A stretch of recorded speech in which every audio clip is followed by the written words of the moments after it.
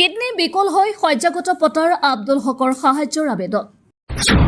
দুয়োটা কিডনি বিকল হৈ মৃত্যুৰ সৈতে যুঁজি আছে আব্দুল হকে। উপযুক্ত চিকিৎসা কৰিবলৈ ধন নাই পৰিয়ালৰ।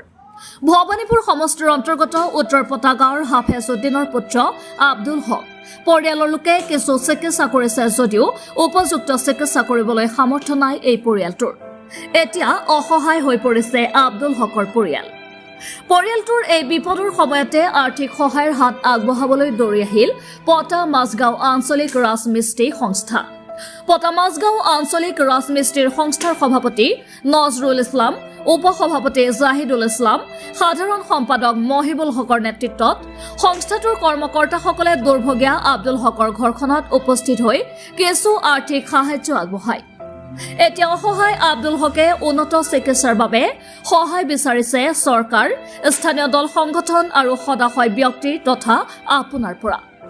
আপুনি আব্দুল হকক আৰ্থিকভাৱে কিছু সহায় যদি আগবঢ়াব বিচাৰে তেনেহ'লে ষ্টেট বেংকৰ account number 382123600554, IFSC code SBIN 00188805 অথবা 6000539850 ফোনপে নম্বৰত কিছু সাহায্য আগবঢ়াব পাৰে।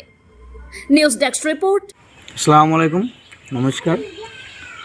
আজি আমাৰ পটা গাঁৱৰ হাফিজ উদ্দিনৰ ল'ৰা আব্দুল হক তেখেতৰ কিডনি বেমাৰত ভুগি আছে। আমি পটা মাছগাঁও আঞ্চলিক ৰাজমিস্ত্ৰী সন্থা আমি এইটো খবৰ পাওঁ।